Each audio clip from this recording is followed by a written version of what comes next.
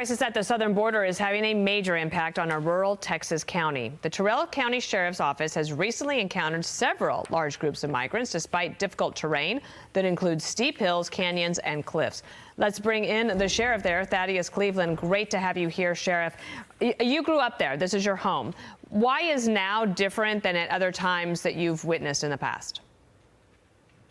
You know, that I can tell you exactly what the difference is. It's when this administration started. And I don't like to pit one administration against the other because, as I've mentioned before, you know, I worked under 5 presidential administrations. And going back to President Clinton, when I was hired in U.S. Border Patrol, Clinton to Bush to Obama to Trump, all progressed border security. But getting back to your question, it's what's going on right now. Just like the rest of the border, this last 3 years, we've seen apprehensions, we've seen crossings, we've seen gotaways. We've seen deaths skyrocket in our county. Okay, so I just want to show this. This is the migrant encounters, Trump versus Biden. Trump 2.5 million, Biden 7.9 million.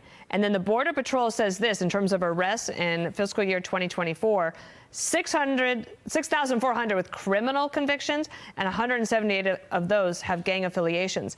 One thing you told me that's different is that unlike at other places, maybe like Eagle Pass, you are encountering migrants who don't want to be presented to authorities. Yes, ma'am. So what's happened in Eagle Pass in El Paso, what happened in Del Rio 2 years ago, and then, of course, what we see out in Lukeville and in San Diego, California, with people coming to our borders to claim asylum and being allowed in to come in freely. What we experience out here are people that are sneaking across the border. They want to be undetected when they enter the United States. And then when we encounter them, they run. And if we encounter them on the highway being smuggled, which back in fiscal year 23, we encountered 116. We took 116 vehicles off the road. But the point is that each of those, or dang near each and every one, led us in a pursuit. So, you know, it's extremely dangerous for our community as well as our officers. You also mentioned that the fentanyl discussion has been lost. If you do encounter migrants here, are they usually trying to sneak fentanyl into the country? You know, no, ma'am, not here in this particular area. And we haven't had a narcotic seizure in about 5 years. And there's reason behind that. And I can look anybody in the eye and say it's not passing here. And it was our coordination with the government of Mexico. But yes, you're right. The fentanyl discussion has, in my opinion, kind of been lost by what's happening in, again, those cities where we're having all these asylum seekers.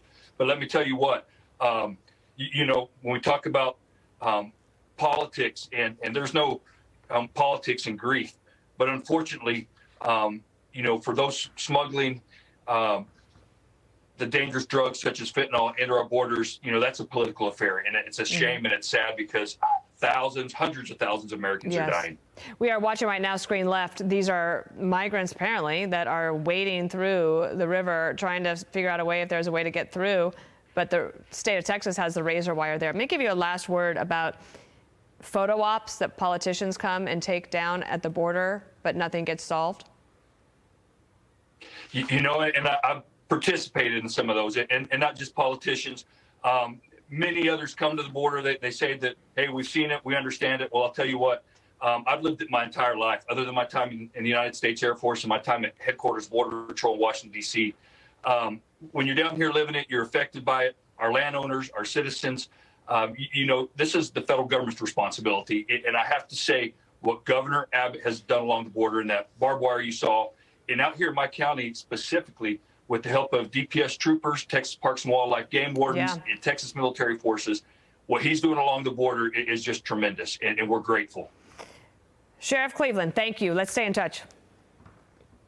Thank you, ma'am. God bless.